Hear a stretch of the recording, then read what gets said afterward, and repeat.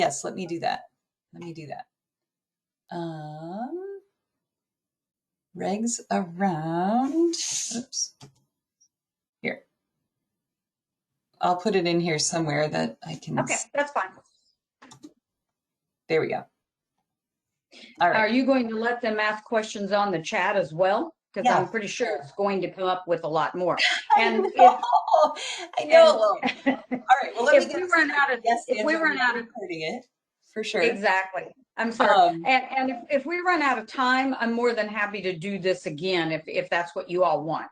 Okay. Thank you so much for that. We appreciate that.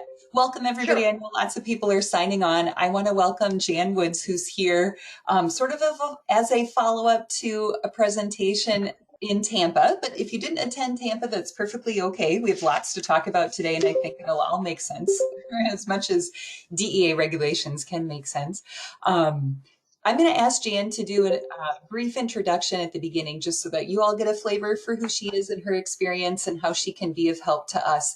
And I also want to mention that if you're interested in taking further training, Kathy just made us aware that Jan is creating 2 more hours of content specifically for CADA, and that will be available at the end of the year. So that's very cool. And we all need as much access to this information as we can get. So we appreciate you doing that, Kathy and Jan. That's wonderful. My pleasure. Let me turn it over to you, Jan. Can you tell us a little bit about yourself, how it is that you came to be doing this, and how you can help us? Most assuredly. Thanks for having me. I'm trying to give me 2 seconds to try to figure out how to get on the camera, but it looks like it's all the way over to the side, so I don't know how to push myself to the center so I'm not looking sideways, but I'm going to leave it the way it is because I don't want to mess it up. So good morning. Thanks for joining me. If you joined me in Tampa, I know that I received some questions, and I'm pretty sure you probably have more questions. So thank you, Rebecca, for agreeing to do this Q&A, and I'm more than happy to do more Q&As if we need them. Who am I and why am I talking to you about this? Well, I guess I'm one of the lucky ones that's had a unique experience, a set of experiences that led me to this. I came from the human side of medicine. I bet I started like every one of you did, working at the front desk or medical records. And this for me was on the human side. I started working in MedRecs, went to the front desk, and then worked my way up through nursing school and then into management. And then for the greater preponderance of my career was a vice president of operations and development for 3 different human healthcare corporations. In 2000, I was contacted by a group of veterinarians in Kansas City who wanted to form one corporation. In other words, they had what you all see a lot of, kind of an antique mall type setup. The surgery owned surgery, ER owned ER, medicine owned medicine, and they wanted to combine all of that, make one corporation, and open a specialty hospital. And this was back in '99 when there weren't many specialty hospitals. So I went to work with them, helped them get started, and during that process met some other people through an organization called Veterinary Specialty Practice Alliance. I ended up being an owner in the practice. We had 31 doctors and a staff of 100. We had that practice for almost 16 years and then sold to a corporate entity. In that process, I also did a lot of work with veterinarians and attorneys representing veterinarians who were in trouble with the DEA. As you know, coming from the human side, we have to know every regulation there is, and we have to pass a test every year with something called JACO, or we cannot bill insurance on the human side. So if we can't bill insurance, we certainly can't get paid. So that's where I learned it. That's where I cut my teeth. Then working with veterinarians and attorneys who were representing them, I started presenting at the AVMLA and back 2006, and have been working in regulatory in some capacity since then, even as a hospital administrator. I was the head of the regulatory affairs for QBEX, and have since started my own company called AskJan for Help. So that's kind of my background right now. If you need some additional help, I'm always happy to answer short questions free of charge. Also, I would recommend that you go to Veterinary Practice News. I think you're all familiar with that. If you do Veterinary Practice News, Google Jan Woods Controlled Substances, you'll come up with quite a few articles that I have written. One of them is how to destroy your expired and unwanted drugs, as well as your medical waste. And I would recommend that you read that and kind of keep that as your Bible on how to destroy those two areas of controlled substances. That is November 2020, Jan Woods Controlled Substances, and you'll bring that article up. And that's kind of where I am. If you need some other help, go to my website at www.askjanforhelp.com, and there's some information on the website as well. So that's kind of my background in a nutshell. Way too long. Awesome. Thank you. No, that's terrific. It's really helpful to understand where you're coming from. And I will share with our group after this recording is, processed and everything. I'll give the link to the recording. I'll certainly link to that article in Veterinary Practice News. And then we'll link again to your website, which was on the original, but we will do it again. Make sure everybody can access that kind of help. All right. Well, why don't we just dig in? I will unbold these questions after we get through them and answer them. But if you want to start out with the first one, do laws and rules differ from state to state, and how do we access our state regs? Okay, good question. So if you saw me present, or if you've seen me present since then or before then, you know that you have state regs, that'd be your state pharmacy board, your state veterinary board, and any other state miscellaneous controlled substance rules, as well as federal controlled substance rules. So the question is, which one do you follow? So if you heard me speak, you know that you must know all of them, and you must follow the most stringent. So where do you find your state regs? Well, you just have to Google. I can tell you that every time I do a specific state presentation, it takes me somewhere between 2 to 5 days to find all the regulations. The first place I would suggest you go to is Google your vet board. But for an example, in Georgia, they're ruled entirely by the pharmacy board. The vet board has something to do with it, but they have to defer to Georgia Georgia pharmacy boards. So federal regs can be found in 21 CFR 1300 to N. State regs, it's really catch and catch can, dig is all I can say. And it's not an easy answer, I'm sorry, but don't forget to follow the most stringent regulation, and make sure you know which one is the most stringent. Okay. I can't spell stringentist. That's right. Strict is fine. Okay. Very good. Thank you. All right. The second one, which address should be the registered address for every doctor in a multi-doctor practice? So our practices, of course, in this organization that you're speaking to today, we're pretty much almost 100% mobile. We don't operate out of a central clinic location in most instances. So which address should be the registered address for all the DEA licenses? Okay, so if you work for a large organization like Kathleen is the medical director for, then all of her doctors that work for her have their license through the corporation.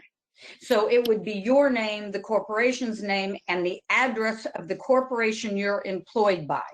If you are an independent contractor, meaning you only work on your own, you contract occasionally, maybe with somebody like some company that does relief work or does end-of-life services, you would use your home address and all the drugs would be delivered to your home. But that's only for independent contracting work. Now, if you're one of the ones that likes to make it even more difficult and you work for a corporation and you have your own business, then that means you must have a DEA number licensed at the four-wall, what's the word I want to say, four-wall permanent structure. Yep. Yes, brick and mortar, thank you. And you have to have a DEA number for your private business through your home. So if you are an employee of a corporation, the corporation would have your name and email, excuse me, your name and DEA address through their corporation. What if there's no brick or mortar location? Claire, I guess I would have to ask you, do you work for a corporation? Rebecca, can Claire unmute herself? For sure. Claire, you can unmute yourself. Yeah, I can mute myself. I've got kids' TV going in the same room here. We run to a different room. So I have an LLC, and so my home address is my business address, and that's where my DEA goes. But then my employees use their own address for their DEA so that they're not needing to. Are they an employee of your corporation? They are. I would say that you're going to have to defer to your state regs and see what the state prefers. Technically, can everybody have them go to their own homes and be registered through that? Yes, you can. Kathleen Cooney and I have been through this before. We have a series of issues that actually impacts that. When you do that, you as the owner of the business take all of that liability. And you have no idea how your individual doctors who are working for you are actually managing their controlled substances coming into their homes. Remember, they work for you. You're ultimately responsible for everything that happens while they work for you. It's not just drugs, it's everything that happens. You're ultimately responsible as the owner. The same goes for controlled substances. Go ahead. Oh, I had thought that if it was their DEA license, like I definitely, monitor the controlled substance logs and, and do all of that. But like if they were, I don't know, abusing stock or siphoning it off somehow effectively, and I missed that, that would still be my responsibility, even though it's their DEA license and their drug stop. Ultimately, because you're the employer. So you'd recommend having all of those drugs shipped to my house, and then they come pick them up from me. Yes, and then they come and receive their allotment for what you need because they work for you. It does not fall under that 5% rule. It falls under them working for you, and you're giving them the supplies to get their work done. The 5% rule is different. It's on the list of things we'll talk about, so I'll defer to that till later. And then please, Claire, don't hesitate to contact me, and we can talk further about that. But I would recommend that you think about that. But again, about having them use your address, but I need to know what state you're in, and there are some extenuating circumstances. So please don't jump off the cliff just yet. All right, great. It was a good question, Claire. Thanks for asking that one, because I think it applies to a lot of us. I know it does for our practice too. All right, Jan, what is the significance of the biannual inventory? Can't the inventory from any given date be figured out just from looking at the unopened and opened bottle logs and then adding them together? Great question. So what's the significance of the biannual inventory? Well, the significance is the DA says we're doing it. That's the significance. Now, you have to remember that states actually trump that. For an example, in Oregon, they have to do an inventory according to state regs every 6 months. A lot of states do once a year. Other states do follow the federal guideline, which is every 2 years. This is a total separate document, and it is totally handled differently than you doing your daily reconciliation. This is a separate form. Okay. So anything else about that? So it doesn't matter if it's opened, unopened, it's just required. You do it because it's required. Yes. Okay. If you're audited, they will ask to see your inventory form, and they know what your state requires. So make sure you understand what your state requires. Again, if it's more stringent than the feds, then that will trump it. And if you're in a state that says every year, then they'll ask to see your annual inventory form. Okay, fantastic. Thank you. It includes, excuse me, Rebecca, it includes very specific things. If you have your content count done, that's great. If you're telling me you do your reconciliation every day and you know exactly what's in those bottles and those boxes every minute of every day, hooray, you've got 3/4 of the battle done. But when you do that end of the year, it is a total volume. So if you have 2 bottles of that 10 mil volume, it's 2 times 10 equals 20 mils. And then it also includes other things such as some of them even want the cost of what you have in your inventory. So it is a totally separate form. Okay, got it. You brought up something in Tampa that I really wanted to make sure that we talked about here because it was a term I hadn't heard before. Can you explain black bagging and what that Yes. means, how it relates to mobile practices? Yes. So black bagging is the term that was given to the regulation, and it was written originally for traveling oral surgeons on the human side. So we know that it's not uncommon for oral surgeons on the human side, if they don't have a brick and mortar, they travel around to primary care dentists and provide oral surgery services. Well, it's no different on the veterinary side for traveling surgeons and traveling dentists and traveling oral surgeons within the veterinary arena. So that's where the black bag came from. And the regulation specifically states that the black bagging reg says that you may not take your own controlled substances that are assigned to you, Rebecca, that you receive at your home. You may not take them to another location where another registrant, another DEA registrant is in place. So if you, Rebecca, took your controlled substances and you went over to ABC Clinic and they already had a DEA registrant there, they already have drugs there, you're obligated to use those. You may not take your own and use them in the practice.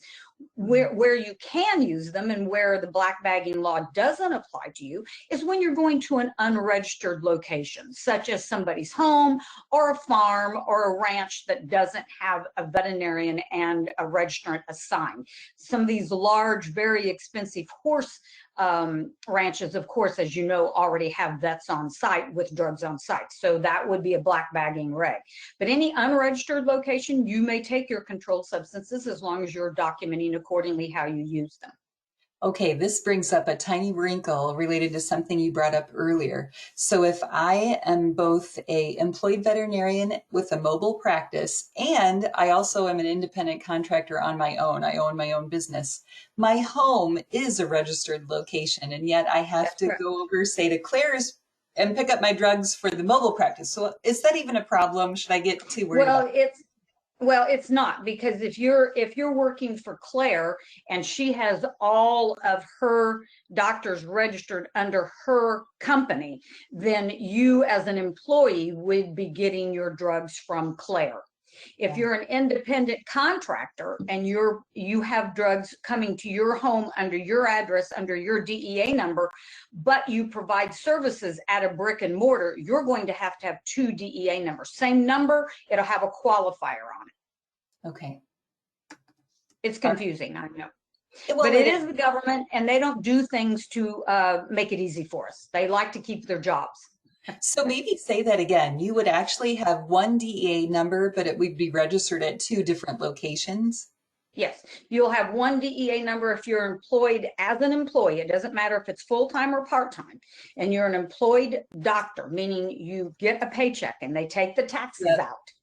Then you are an employee and you will have a DEA number assigned to that brick and mortar. It would be Kathleen Cooney, ABC Veterinary Clinic, whatever that address is. They will assign a DEA number to that particular brick and mortar.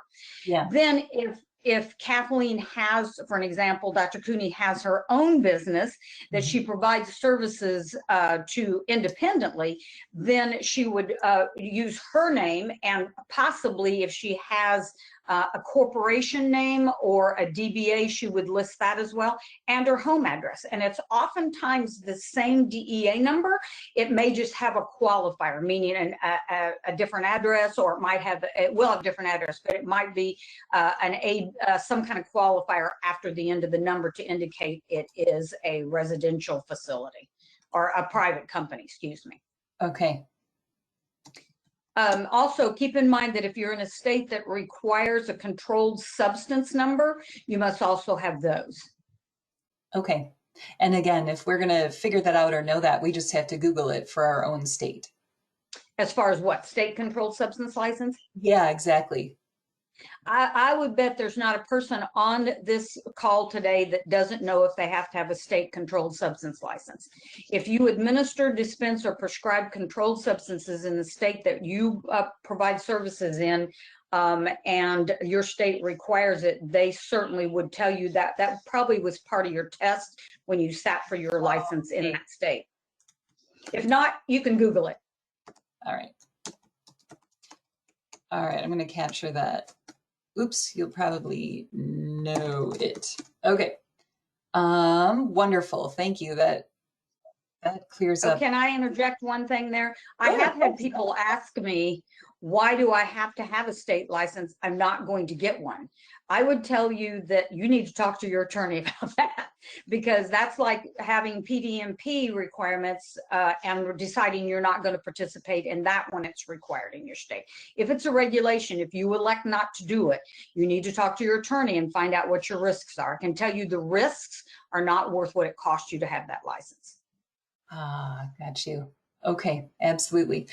There's a couple of questions that are on our chat, and I'm going to hop over to those for just a moment. I'll read them out loud. Kathy's I already put in here, so we're good to go. But this question from Claire, again, I don't know if we answered this already.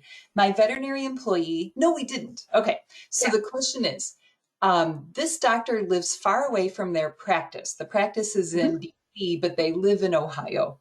My veterinary employee has her own DEA and orders drugs to her home in DC. She's going to be leaving the company at the end of the year, and I'm wondering how we can transfer her drugs back to me. Should we use the 222 forms and mail the drugs, or how would they want to handle that? Okay, so that is like a multifaceted quagmire. So I'm going to try. What I always said to my employees, I'm going to pick fly poop out of the pepper for you. So here we go. If you are in a separate state, you have to have a separate DEA number for every state you provide services in. I don't care if it's a contiguous state or not. You have to have a different DEA number for every state, unless you do not administer, dispense, and prescribe controlled substances, then you don't have to have a DEA number, right? You're doing wellness. But if you're providing any services that require the use of controlled substances, you have a DEA number in every state. Now, if that person is leaving and is going to go to work for you, there are many things you need to do. The first thing you have to do is she has to formally transfer all of the controlled substances back to you. It involves the use of a 222 form as well as an invoice for 3, 4s, and 5s. So if you want to contact me, I actually have all that written down, and it's a lot easier to follow step by step by step by step than to take the time up and confuse you without having step by steps to follow. But any 2s have to be transferred using a 222 form by the requesting. So the person that owns the practice is now requesting the drugs back, and then the 3, 4s, and 5s merely have an invoice. So 222s, 2s are scheduled 222 and an invoice, and 3, 4s, and 5s a mere invoice. Now, can she mail them? No, she can't. It is against the law to mail controlled substances anywhere. She needs to make arrangements to meet you personally. You need to do a final inventory for her, close out her inventory, and then you add them to your inventory through the transfer. Makes sense. That makes sense. I didn't make it easy. I'm sorry. It may not be easy, but it at least seems clear. Like that seems clear cut. That's wonderful. Okay. What do we do about people signing for packages, deliveries of controlled substances to their home, but we're often not home? We're out doing appointments. Right. So what my answer to this is always the same, and I've not ever had any problem with this. I have requested when I owned my practice and when I work with clients that we work with the distributor to figure out the days a week that you are routinely home and tell them to only deliver controlled substances at those days. And they won't give you an exact time. They'll give you a window just like that lovely cable guy does. I'll be there between 12 and 10 the next day. So anyway, you have to to work with them, tell them I'm home on Tuesdays and anytime between noon and 4 would be fine. You need to be there when they deliver controlled substances. The people that have the exception to this by law are human hospice. They can actually leave that Dilaudid right on the front porch and go on their merry way because it's going to the ultimate end user. For you, it's not going to the ultimate end user. It's going from a distributor to a practitioner. So please make arrangements with your distributor to be at home when they're delivered, or somebody else be at the home to get them. And because I know that you all work probably 4 to 5 patients a day, and I'm pretty sure you have block time that you're doing your paperwork. I hope. I know you're veterinarians, and I know that's difficult, but that's really the way to stay sane with what you're trying to do right now and accepting controlled substances. Okay, sounds good. I'm going to hop back over to our list of questions, and then we're going to come back to the chat questions again. Okay. When you're ordering controlled substances, and you touched on this already, so I think this is going to be a quick answer. When we're ordering controlled substances for multiple members of our team, what is the best way to order and transferring them when we cannot ship to the doctor's home? We have doctors that live in areas where that time delivery isn't working. Porch pirates are a big problem. We cannot deliver to their home. Is that in violation of the 5% rule of you cannot transfer more than 5% of the controlled substances that come in through your license? Or is that not true because that is an employee of your practice? Okay, so let's talk about what is the 5% rule. Yeah. It's not what you're asking me. The 5% rule means that you have your ABC clinic, that's the name of your company, and XYZ clinic down the street says, hey, I'm getting ready to euthanize a Rottweiler that I thought weighed 90 pounds and he weighs 120, and I'm out of euthanasia. Can you sell me or transfer some over to me? Yes, you can, but no more than 5% of your total controlled substance inventory every 12 months, every year, and it runs calendar year. Okay, is that clear? Because I don't think most of you are going to fall into that category. I doubt seriously you're loaning drugs to somebody else down the street in another practice. If you are, I would tell you to stop.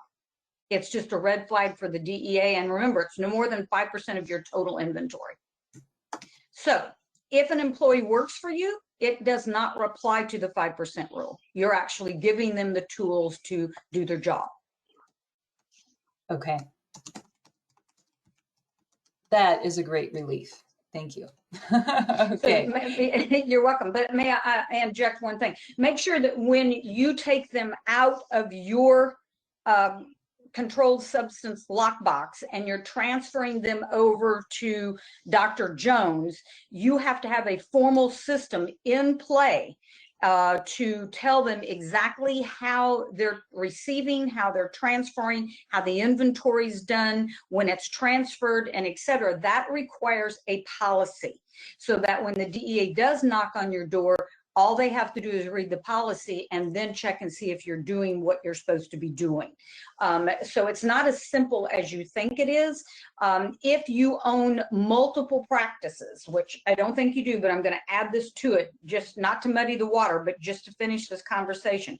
If you own multiple practices, in other words, I know a doctor in Phoenix that owns 26 primary care practices. He was ordering all of his controlled substances and all of his drugs and supplies to one practice. Of course, because he thought this was saving money. I have a central supply. Then I'm going to distribute them out to my other 25 practices. That's called a distributorship, and you may not do that because that falls under the 5% rule. Even though he owns them, he's distributing. So it there are varying extenuating circumstances, but when you're an employee of the one corporation, then as long as you have a clear policy, you'll be fine. Okay, sounds good. I'm going to move this question. Check your state regs. Check your state regs. Okay. I'm going to move a question up because it relates to what Lori is asking over here. Can you give us some advice for reconciling our drugs at the end of our shift? And it Yeah. relates to Lori's question. If you have 200 mils of Fatal Plus, do we need to draw it out and count it for inventory? So that could be daily Right. inventory reconciliation, or that could be end of year reconciliation. But can Okay. you? So if you ever saw me speak, or if you saw me in Tampa, you know that there are two things that I want you to remember. One is closed system. So if you have a closed system, that means you're following exactly how the DEA operates within the closed system. Where was the drug made? Who ordered it? When was it delivered? How was it counted out? How is it inventoried? How is it logged? How does it move through the practice to the ultimate end user, which is the patient and the pet parent? So that's one way to help you stay sane. The other thing, the other key words are current, complete, and accurate. That means that you should be doing a reconciliation every day that you're working, a reconciliation of your drugs. So how to do that instead of drawing them up, because every time you draw them up, you get hub loss, right? When you're drawing up to see what's left in the bottle. That is why I recommend weighing them. Dr. Cooney has her scale right in her car, and she weighs that bottle called a pre-weight, prior to pulling out, let's say it's euthanasia. She weighs the euthanasia bottle, puts that in grams, then she needs to pull out 10 mils. In the next column, she writes the 10 mils, and then she weighs the bottle again for post-weight. And let's say the first time you weighed it weighed 68 grams, you pull out the 10 mils, and then you post weigh it. And now let's say it weighs 67 grams. The next time you go to that particular line, you'll pre-weigh it again, and it should match the post weight in the line above, always. If it doesn't, you have forgotten to enter something. That's usually the majority of the problem is, oh my God, I forgot to do that. So when you're doing your inventory or when you're doing your daily reconciliation, weigh in grams and list what you're taking out in mils. Then when you don't have to draw those few mils left in your bottle to see what's left and then squirt it back in. You have hub loss, of course, associated with that. You also have contamination issues. Weighing is so much easier. It is something the DEA likes to see. As long as you're showing a consistent post-weight and pre-weight match, then I also had a stamp that I just said daily reconciliation. I wrote the date, stamped it, and then just pre-weighted and post-weighted. Made sure it matched. That was my daily reconciliation. That's how simple it is if you're weighing. Okay. Yeah, it does sound very simple. And any kind of thing that we can put in place to help catch it when we've made a mistake is always a really good idea. Exactly.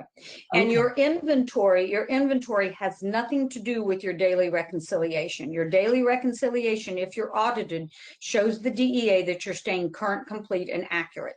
If you carry Schedule 2s, the first thing they will ask to see in an audit is your Schedule 2s. Those have the biggest street value. Oh, got you. Okay. All right. There's a question on the chat that is might relate to what you covered before. So let's go through it.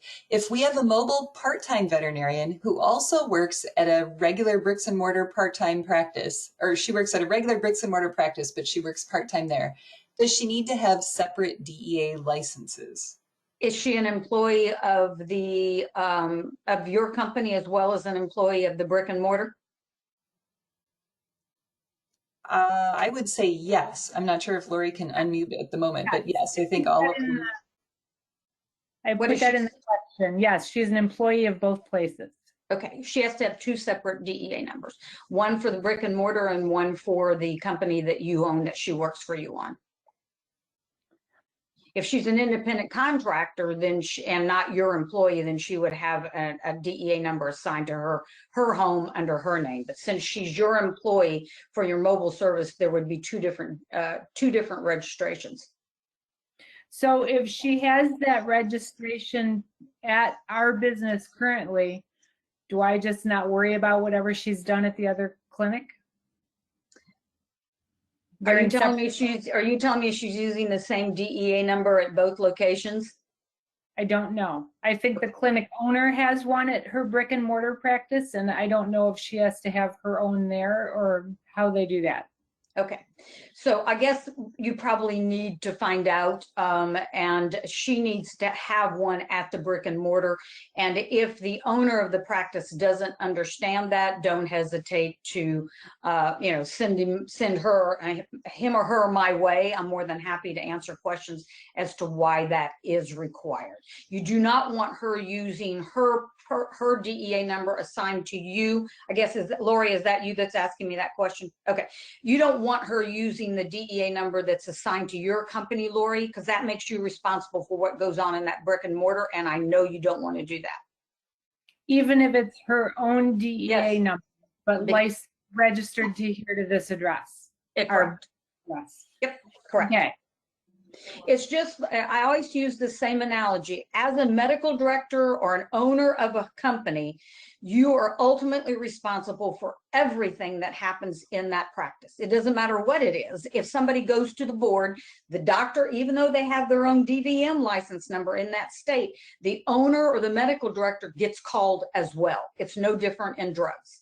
Everything is ultimately the owner's responsibility. Thank you. You're welcome. I know you don't want to hear that, but. As long as we're talking with you, Lori, we've got you not on mute. Let's cover your second question too. If we do a transfer of controlled meds to a veterinarian who keeps them at her home, she is an employee of Lori's practice, but she keeps the drugs at her home, which is a whole hour away. Can she leave her DEA license registered at her home? I think, Lori, we've already answered that, and you may have gotten your answer already. Do you feel like you did? Because she's your employee. It doesn't matter once you check them out of your practice and you're giving them to her to do her job. You might give her 2 bottles of fentanyl, but she's going to check them into her inventory, and she should be keeping her inventory and reconciling daily. And then she'll take them out of her cabinet and put them into her locked cabinet in the car and do what she needs to do. She needs to be keeping track. You need to make sure that whatever she's keeping track on is the same thing you're keeping track on. So in other words, your forms that you're using for your day-to-day business activities should be the same. Her open log, her closed log, etc. Now, if she only has a set of 5 or 6 bottles that she's keeping in her safe at home and she's transferring them into her safe in the car, then those are considered open bottles. They're not considered closed. But if she has a huge stock, then she should have a closed and an open inventory. Okay. I guess the confusion was that I thought she needed to use our address. And then I thought if we were transferring it to her, then she can have her DEA license registered at her own address. So if she looked at to her home address is where her license is registered to now. Right, but where are the controlled substances being delivered to?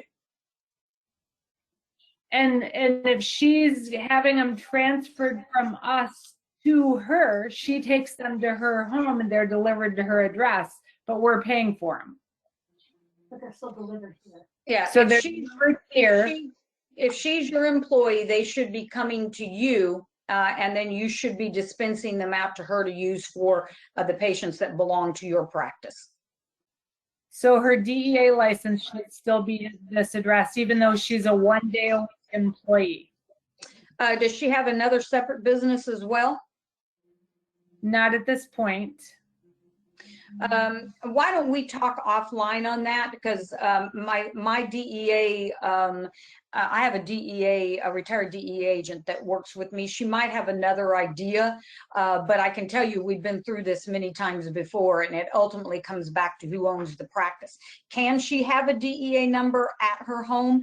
Yes, she can, but but those drugs should be coming to her home address, not to you. So there is some risk and liability there. And yeah, we can talk after. So after you had explained that to me, I had her switch her address. Her DEA now goes to her own home, but she's still getting the drugs from us and transferring. So she needs to be ordering and having them delivered there, or switch the address back to us. Correct. And she didn't want to draw attention to herself with the DEA by switching it. We can talk later. This is what Yeah. nobody. And I'll get Paula on the phone, but I already know that she's that she can have a separate email. I mean, a separate address, but she's your employee, so we can talk about that. Yes, I can understand from Tampa when I talk specifically about them having their own addresses. Can they all have their own addresses? Yes, they can, but the drugs have to come to their home, not to you. Okay. And it's okay if they keep a couple of spare bottles at their home. It was always this question about storing controlled substances at a non-registered location. Well, it technically she's an employee and she has a DEA number, so she is registered. Oh, A non-registered would be the person who does not have a DEA number. got A you. non-registered location is someplace where there is no DEA number in place. So that would be a person's home or a farm, those kind of things. So that's where those things get mixed up. Okay. So anybody that has a DEA number is a registrant. Okay, There's perfect. always one primary registrant that orders the drugs for the practice. Okay, excellent. Let me get to a couple other questions over here. Ashley had a question. If we can't be home to receive controlled substances, is it legal to arrange for a delivery of those to a shipping store like FedEx or UPS? No. Okay. Then there's some No post office boxes or anything can be used. It has to be your home. okay. Unless your state says something different, and I haven't found one, but there's always an oddball in the group. I don't know what they do in Alaska. Okay.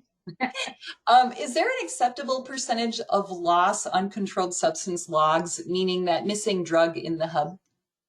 Right. So this is a question that I always get, and you're not going to like the answer. The feds say there is no acceptable hub loss. None. Zero. In the regs. Every state gets to take a different opinion of that. So if an auditor comes out, for an example, Paula told me that they would go out somewhere and do an audit, and they would be seeing maybe a few times there would be a 0.01 or 0.002 hub loss, and they would see that on a repetitive basis, and they would say to them, hey, what's going on here? And they'd say, well, we're drawing it back up and we lose it in hub loss. And they'll do things like Paula said she's been known to say, I'm going to the bathroom, make sure when I come back that this is fixed. So they'll work with you, but it does depend on your state. And if you're weighing them, you're not going to have that big hub loss problem. However, I will tell you that it's important to remember that when you're documenting, and I've seen techs do this a lot. So if your techs are doing this, please tell them to stop. Your order as a doctor is 2 mils of Valium. They go to the block box, they draw out the 2 mils of injectable Valium, and then they put in the log 2.001 or 2.002, thinking they're helping you accommodate for that hub loss. You as a doctor have already figured out in your mind that if you have a dog and you need 2 mils of Valium, you know that there's going to be a % of that in hub loss. That's why you've been taught how to calculate drugs, which include that hub loss that they're not going to get. You may not proactively put that in your logs thinking you're helping, because upon audit, never will you match. And remember, within a closed system, everything must match in your documentation. So if your order is 2 mils, that's what you pull and that's what you document. If there is a series of hub losses, then we need to check and see why that's happening. The DEA considers it theft or significant loss, and a significant loss can be significant if it continues to grow and grow and grow. If it's a one-time event, they're not going to pay that much attention to it. If it's not a one-time event and it happens, they're going to consider that a possible theft issue at your practice. Okay. All right. How about the regs around mixing controlled drugs in a bottle? Like, for example, reconstituting Tilazol instead of using sterile water, using ketamine or butorphanol. What does it look like? What does the penalty look like if this is not allowed? Okay, good question. So if you are reconstituting any drug according to the manufacturer's directions, for an example, Tiazol, and you're reconstituting with, I believe, sterile water is what the box says, and then you're only using a mil out of that and you're putting it into your inventory back into the refrigerator. Remember, if it's in the refrigerator, it has to have a log attached to it. Anywhere you have controlled substances, there must be a log attached to it. So if you don't need Tiazol, I'd stop using it, because that's just one more log you have to wrestle with. But if you're reconstituting according to manufacturer's directions, that's okay. But if you're making up a mix that is not on the manufacturer's list, this is a potential issue. It falls under security. I'll give you a great example: Kitty Magic. Veterinarians do Kitty Magic all the time. You'll see 20 mils of Kitty Magic sitting around, and they draw out of that whenever they need it. Well, it's not registered and recognized by the FDA. So therefore it's not approved by the DEA, and you're using a drug off label. Also, that means that you are compounding, and you know, you've probably listened enough to AHA to know that you cannot compound. Veterinarians cannot compound drugs. The biggest concern when you do this is that when you're mixing something up, you've got a security issue, you've got a potential theft issue that falls under that. You have no way to log that drug up because it isn't approved. And when you draw that drug out of that bottle, there's no way you can guarantee that that person is getting an equal part of that mix in Kitty Magic. Does that make sense? Mm-hmm. So all of those reasons are the reasons that you should not be mixing up drugs ahead of time. The DEA does not care what you put in that syringe and inject into that patient, as long as it's fully logged and assigned to the ultimate end user. Okay. Do you want to make a comment at all on what the penalty might be for that? Because I think all of us do this. Yeah, I mean, I have no idea what they're going to do. It's like you and your girlfriend flying down the street freeway going 100 miles an hour, and you both get pulled over because you were drag racing and thought it was fun. I know we did that when we were teenagers. But you get pulled over, you go to court. She goes to court first. The judge says, "Oh my God, how are you, Susie? How's the kids? Blah, blah, blah." Don't do that again. You go in the next day and they go, "Okay, that's $1,000 fine. You know better than that." So it's up to the ultimate regulator that's there. We have to keep in mind that the auditors are there for one reason and one reason only. And I don't care what they tell me, is that they're there to find something wrong. The average fine is $15,400 for one citation, one. And that'll fall back under the general classification under security. Never, ever, ever does one person get only one citation. Paula has said that, and I know, working with the lawyers, never ever have I seen just one citation. Yeah, I'm sure they have to justify the time that they're spending working more practice. Of course.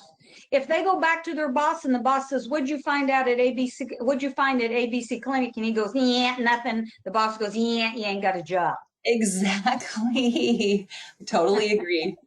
All right. Number 9 is a quick question. I think it'll be a quick answer. Being in compliance with drugs ordered in one state, but being transported and then stored at a home in another state, which just means the veterinarian lives across state lines, and that's where they're storing. Same lines, that same practitioner is registered in one state, but might administer drugs in 2 different states. What do we do about that? Yeah, I think I answered this already. If you are using any controlled substances in different states, even if it's a contiguous state, I live in Kansas City, and so I'm on the border of Missouri and Kansas. I must have a DEA license in both Missouri and Kansas.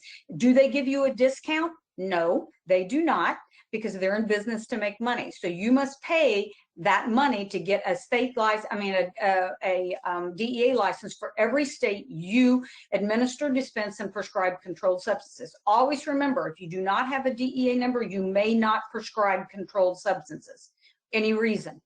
If you do not have a DEA license and you're going to administer and dispense controlled substances, then you have to work under the direct supervision of another doctor, and that doctor is then ultimately responsible for everything that employee does. It's not worth it.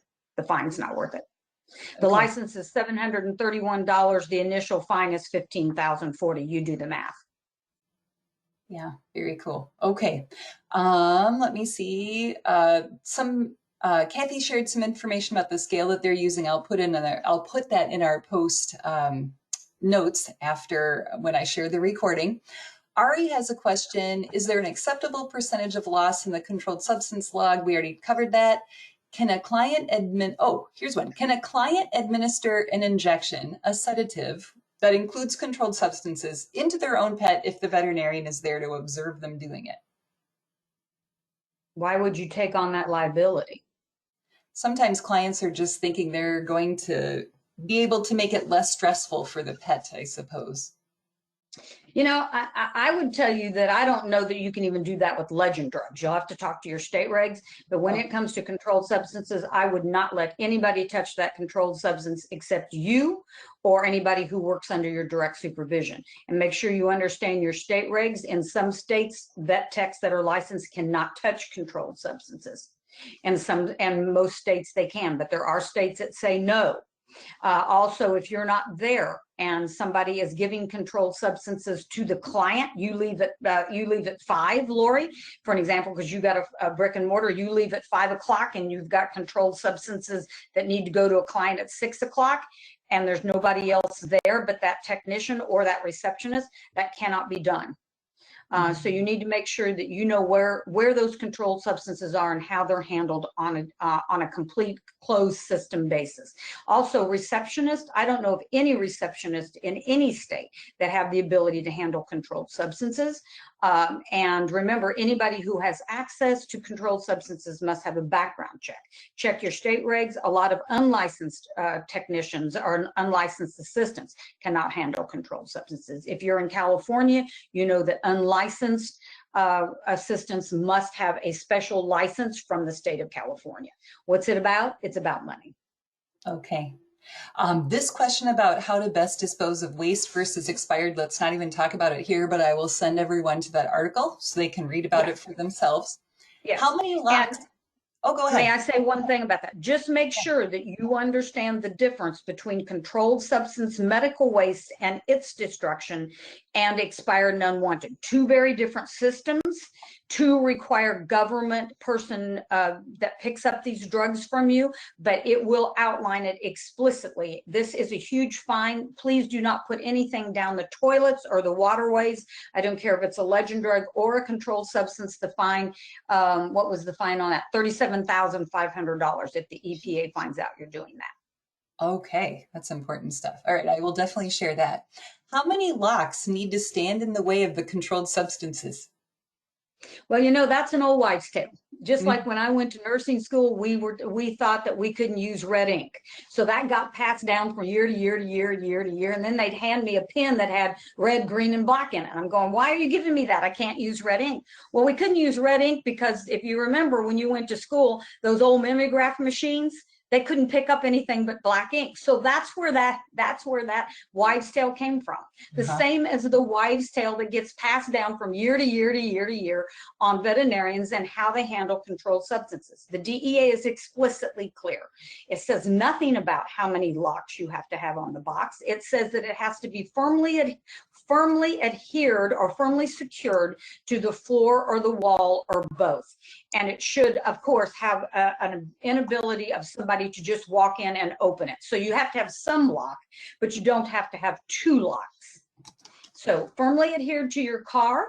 And Kathleen, when she lectured at Western and I sat into that lecture, she just went to her Toyota dealer and they just screwed that thing right into her car. And it works where it goes under. I think Kathleen can expand on this, but it goes under the seat when she's not in there, and then she pulls it out, takes out what she needs, and pushes it back. So it's not in a direct sight of anybody who's an unauthorized user. If you have a truck that already has a box that's adhered to it, you'll be fine. But if not, you need to get that box adhered to your car in some manner. So the keys don't matter, the locks don't matter, but it does have to be firmly secured and some way to prevent somebody from getting in. So you're going to have a key or a PIN code or something.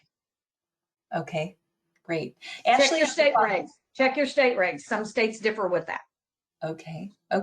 Ashley has a follow-up question regarding daily reconciliation. Is there a separate kind of form that we need to use, or do we just put that right into our drug logs where we document volume, client, and patient info? Good question. So when you're doing your daily reconciliation, it goes on every log, every page of your log, and you just write the date. And like I said, I had a stamp that said daily reconciliation. I pre-weighted, post-weighted, and draw a line through the ones that I'm not using because the DEA doesn't like blank lines for anything. And then I initialed it. Okay. And we always had two people doing doing daily reconciliation. But remember, I had 100 employees, so I could afford to have somebody pulled off the floor and do that. If you're by yourself, just make sure you initial that you did that daily reconciliation. Okay, excellent. Thank you. Speaking about forms, we may as well talk about this right now. Do you have samples of forms that have kind of the minimum necessary information for recording drug use and new bottle inventory, or what was your recommendation for forms? Well, all of my forms meet I don't know of a state that they wouldn't meet, but I don't have any samples. I'm sorry. At a risk at sounding like I'm being solicited, I am just like you. I'm in business. So you sell to your clients and you use your professional time. I actually sell my forms. So when you get logs from me, you also get a controlled substance policy. You also get all the supporting documentation. Okay, perfect. It's about 20 pages of stuff. All right. So they need to contact you to get that. All right. Yeah. And if you only want the logs and you don't want the policy, that's fine. They're separate as well. And they come downloaded so you can keep them in your and just print them out as you need them. Perfect. Thank you. That's wonderful. We wouldn't expect it to be any other way. It's good. And if you have a state, one other thing, Rebecca, sorry, if you have a state that requires that you bind them, I think Connecticut does. Most states don't. The DEA federal doesn't care if they're formally bound or not, but some states do. So check your state reg. If it does require binding, then you wouldn't be able to download my forms and use them as you need them. Okay. That's another old wives' tale, I think, is that it has to be in bound form and it can't be spiral and it has to be blah, blah, blah. Okay. All right. Good to know. Right. All right. A question from Claire. Clarification on the question of non-registered location. If controlled substances are delivered to my home and my employee's DEA has my home address on it, then I give her enough controlled substances for the whole week. She takes them back to her house and she uses them all week for her appointments. I just want to confirm that she can keep these medications at her home. Yes, she can, as long as they're locked up and they're logged in. You take them out of your inventory and you make sure that they're assigned to her as your employee. If she's an independent contractor, this doesn't apply. If she's your employee, you will hand her those. She will enter them into her inventory and she will operate with those in logs, and her logs should show every mil that comes out of that bottle. Yes, absolutely. Okay. What if we're mixing Tilazol with acepromazine? Acepromazine is not a controlled substance. It's a legend drug, I guess you would say. Is that okay to do? No. Again, they don't care if you put that in the syringe. What they don't like is mixing up big bottles of stuff and having it sit around until it's gone. I'll give you a great instance why they don't like this. One, it's not FDA approved. And I can tell you that if you're actually, here's another side offshoot of that. And if you know me enough by now, you know there's 60 side offshoots to everything we talk about. If you're taking a pill and you're telling that client to cut that pill in half or quarter it, and it is not scored by the drug company, you are using that off label and you cannot guarantee the integrity of what's in that particular pill. It is not recommended, FYI. So when you're using drugs that are not approved by the FDA, you're using drugs off label. And if you are audited, they will probably look at that very sternly. Again, what's in that syringe? They don't care as long as it's logged and assigned to the ultimate end user. Don't forget, if you're dispensing something to the client for the pet, for some bizarre reason, you're not doing end of life, you're doing hospice, and you're leaving bottles behind for them to use for their pets, you have to remember that the client's name and address, as well as the patient's name, goes on the log. In fact, everything we do, it doesn't matter what it is, has to have the client's name and address as well as the patient in the information for the patient demographics. That is a requirement. And I don't know of any state that doesn't adhere to that same federal requirement. Why? Because the ultimate end user, the pet belongs to somebody else. Okay. Okay.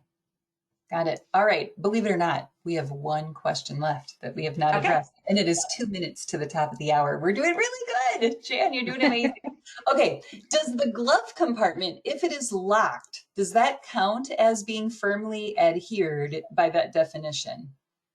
I would say if you can get them all in there and they don't show, then it would probably be okay. If it's locked and only you have the key to get in and out of there.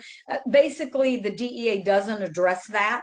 They just say that the box has to be firmly adhered to the floor wall. They don't have a little excerpt that says if you are a mobile doctor, you can use your glove compartment. But if it's a glove compartment and it's locked at all times, then that's what you would have to give to the DEA if you're audited as proof that they are not being left out for anybody, any unregistered user to get a hold of. Okay, sounds really good. Jan, this is amazing. You've answered a lot of questions in this session that probably have plagued us for years and years, and just, frankly, worrisome that they're worrisome. So we really appreciate you taking the time to come and join us. We've gotten through all the questions for today, but I don't know if, some time goes by and people will say, we need to have you back. We'll definitely reach out and let you know about that. We know that we can find you at various conferences around the US throughout the year. So we will be looking for that as well. And I agree with you. We should just have you back to the conference for us at least every couple of years, because everyone in those states does need to re-register. So and also don't hesitate to look at my website at www.askjanforhelp. Both myself and my retired DEA expert do on-site audits, do training, all kinds of stuff. If you have multiple employees, this is probably worth looking at, including making sure your logs are done correctly, even if you're not a multiple site doctor. The DEA, I have many solo doctors who are clients, but I told him yesterday, Doc, you need to go ahead and transfer over to my logs. And he says, well, I have old logs and I'm concerned that if I'm audited, new logs will raise the red flag for the DEA and they'll cite me. And I said, well, I understand that. But what the DEA firmly says is that once you have heard somebody tell you what's required, you are now responsible. And they don't think there's any reason that you haven't heard. And if you haven't heard, they also say you can call them. They're more than help. I wouldn't call the DEA unless I go to Canada and use a payphone. But there is ways that you can get it. You can read it. You can talk to me. You can talk to somebody else that can help you. But please don't use the excuse like he's using. I'm afraid that's going to set up a red flag. What is a red flag is that he's not taking responsibility for upgrading his logs. All right. Excellent. Thank you so much, Jan. We really appreciate it. We'll let you get on with your very busy day. Thank you for spending time with us. My pleasure. Talk to you all soon. Thank you for listening to me. I wish it was simple. We all do. All right. Bye, Jan. Bye. Thank you.